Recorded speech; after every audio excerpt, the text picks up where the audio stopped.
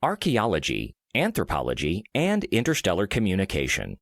From Wikipedia, the free encyclopedia at en.wikipedia.org. Archaeology, Anthropology, and Interstellar Communication is a 2014 collection of essays edited by Douglas Vakoch and published by NASA. The book is focused on the role that the humanities and social sciences, in particular anthropology and archaeology, play in the search for extraterrestrial intelligence. The 17 essays are gathered into 4 sections, which respectively explore the history of SETI as a field, archaeological comparisons for human-alien communication, such as the difficulties of translating ancient languages, the inferential gap between humans and aliens and the consequences this would have for communication and trade, and the potential nature of alien intelligences. Originally scheduled for publication in June 2014, a PDF of Archaeology, Anthropology, and Interstellar Communication was accidentally released a month before the intended date and reviewed by Gizmodo. The positive response to the review inspired NASA to bring forward its release as an ebook, making it available on their website from May of that year. The book gained widespread media coverage upon release. As well as receiving generally positive reviews, it was at the center of controversy regarding misinterpretation of one of its essays. A quote about ancient terrestrial stone carvings, rhetorically saying that they might have been made by aliens, for all that they were understood by modern anthropologists, was misreported by publications such as The Blaze, The Huffington Post, and ArtNet. Section 1. Synopsis. Historically, research into extraterrestrial intelligence has fallen within natural science and focused primarily on the technological obstacles to alien communication, such as processing the data encoded in signals that could be received from extraterrestrial civilizations.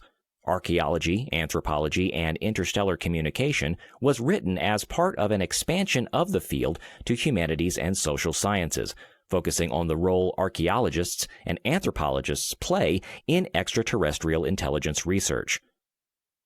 The problems of studying ancient societies on Earth, editor Douglas Vakoch argues, are applicable to those of studying potential societies outside Earth. Archaeology, Anthropology, and Interstellar Communication is a collection of essays exploring these roles, focusing on both historical and modern perspectives. The book consists of 17 essays with an introduction and epilogue by Vakoch and 15 chapters by researchers in the relevant fields. Contributing authors include John Trapphagen, Albert Harrison, Ben Finney, Stephen J. Dick, John Billingham, and Dominique Lestel. Issues discussed in the essays include the evolutionary and cultural prerequisites for interstellar communication, the challenges for semiotics in decoding alien signs and symbols, and the complexities of cross-cultural communication with aliens by analogy to anthropological first contact experiences. Section 1.1. Essays. Archaeology, Anthropology, and Interstellar Communication is subdivided into 4 sections, each with several essays. Historical Perspectives on SETI is a historiography of NASA's search for extraterrestrial intelligence program, which ran for much of the late 20th century before being dissolved due to lack of funding, and its humanities and social sciences representation. Archaeological Analogues draws comparisons between archaeology on Earth, where archaeologists frequently need to research societies they have little understanding of or shared context with, and communication with extraterrestrials.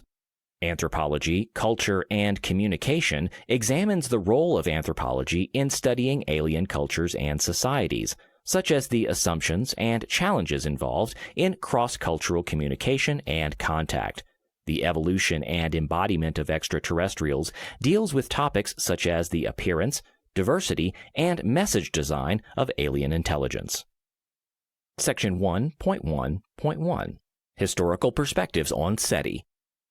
The essays in this section summarize the history of SETI at NASA, the circumstances that led to the government cutting public funding for SETI, and the role the social sciences have historically played in the search.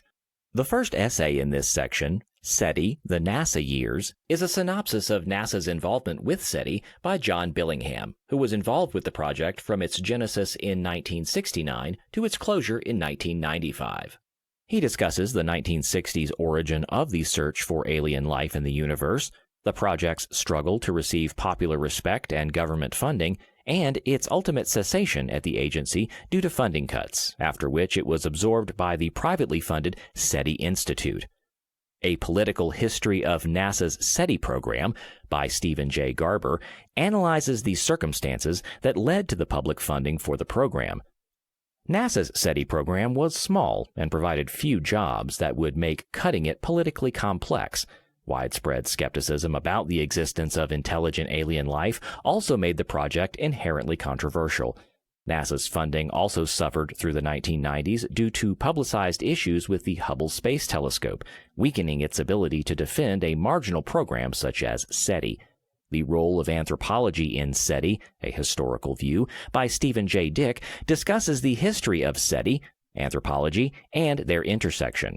Representation of the social sciences in SETI research began during the field's early days in the 1960s and 1970s, but was, according to the essay, often tokenistic.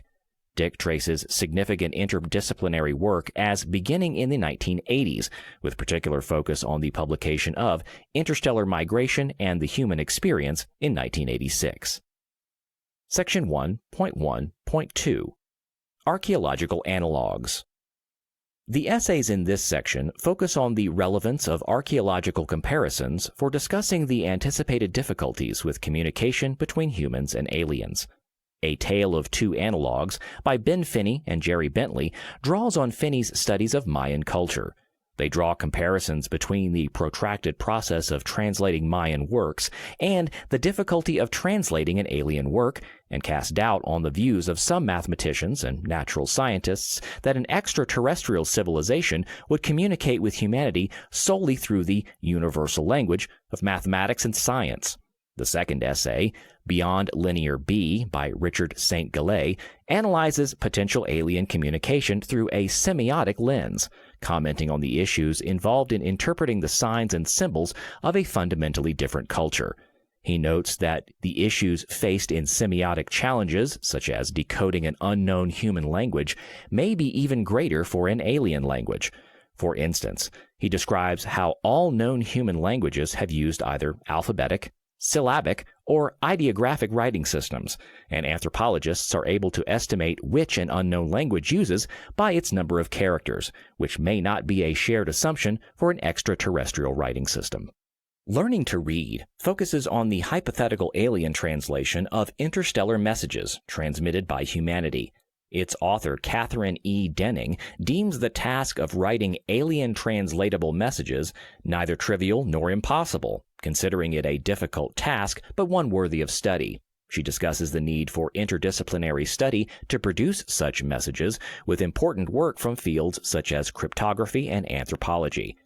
She also discusses the polarized view of natural and social sciences on the issue of alien translation, with natural scientists tending to take far more optimistic perspectives of the ease of translation than social scientists.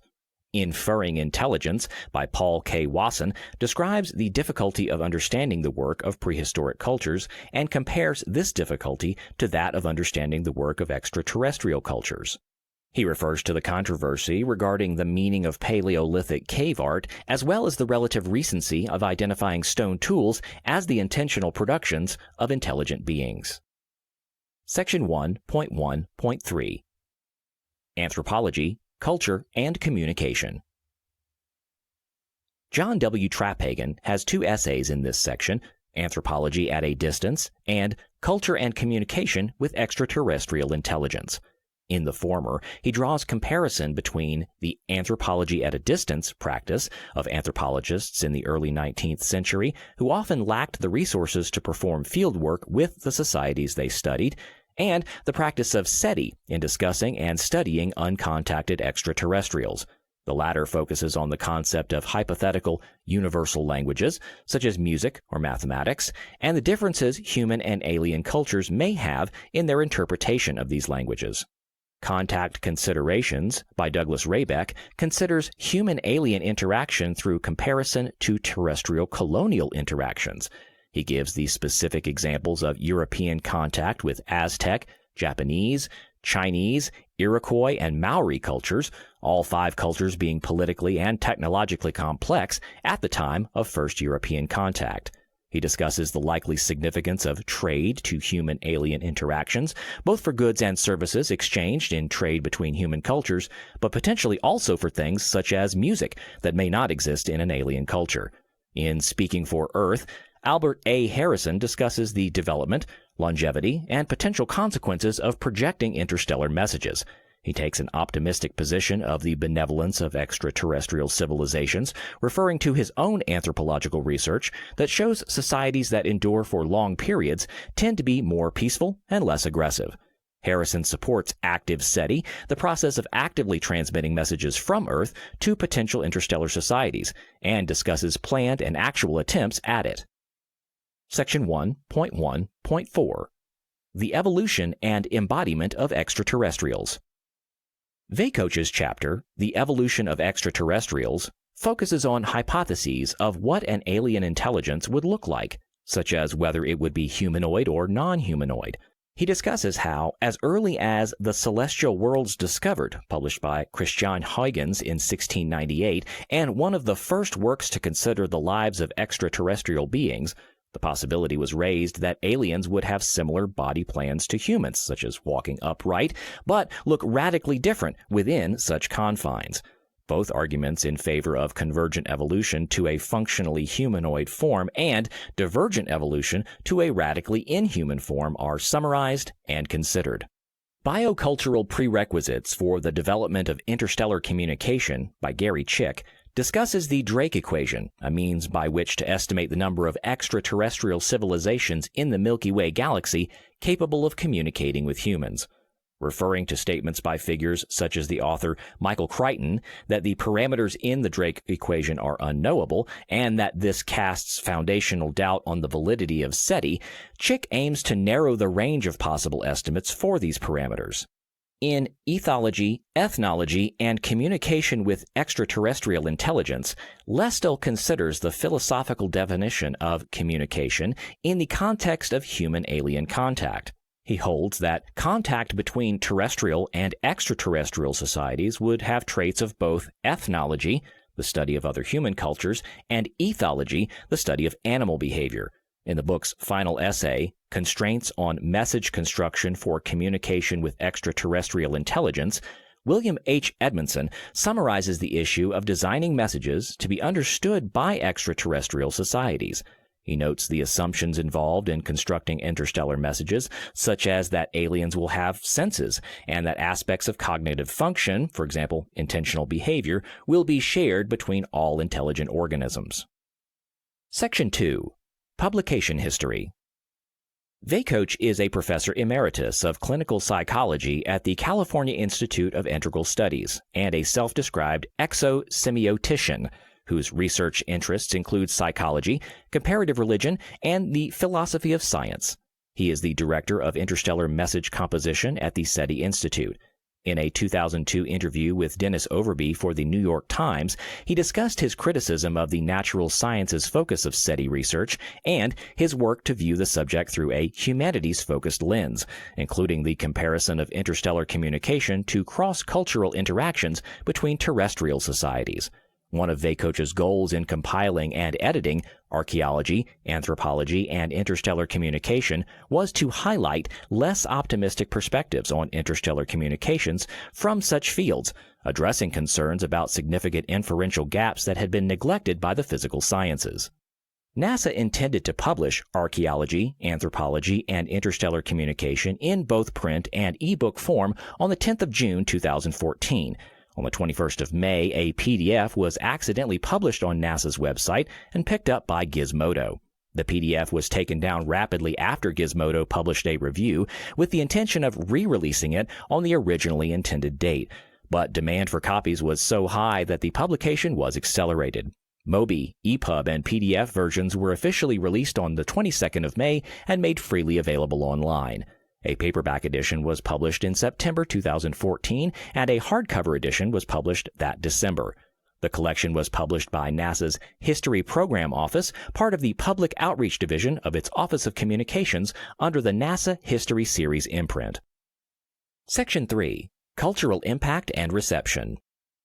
Archaeology, Anthropology, and Interstellar Communication was picked up by Gizmodo shortly before its intended publication and positively reviewed, described as truly fascinating stuff that managed to be both complex and accessible.